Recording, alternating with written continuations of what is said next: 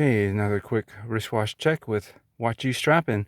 And again, these aren't reviews, just impromptu wristwatch checks of the day and strap choice. And I got time to do this right now. It is approximately 8 going on 8:12 a.m. And this is the Glycine Airman No.1, of course, in 36 millimeters, which I think is quite good for my 6.875 inch wrist. And this is the cream or off-white colored dial.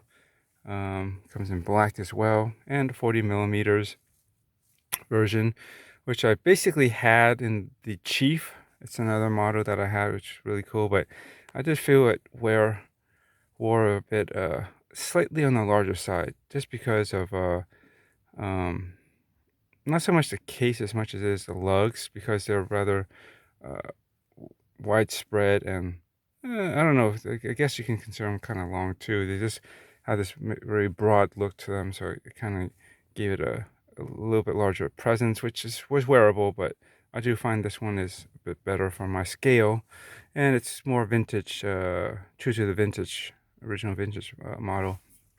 Anyway, this is on a Haveston.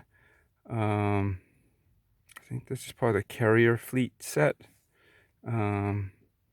I forgot. I always forget the name of these, but this has been around for a while. This is the A2 version, which means it's a single pass version, which is better. Keep it lower profile, and I think they might have modified the color slightly from the previous version, but overall, it's basically this blue, gray, light grayish scheme, which I think I've been finding works pretty well against like white or off-white dials or off-white colors in general, much like the Hamilton Intermatic auto chronograph I have, which has a blue, kind of a faded blue dial. That's what I consider it, with a off-white, subdials and accents.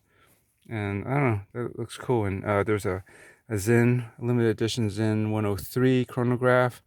I don't remember the last 3 or 4 letters. They usually have S-A, S-B, something like that at the end. But those of you who are familiar with Zen will know that limited edition, like it has blue with some off-white dials. There's 2 versions. There's one that came out a little bit later that was almost the same, but it had more, the blue was more saturated and had some faux patina bits. It looked a little bit too orange or warmed for my taste. I like the previous version where it was much more subdued and toned down.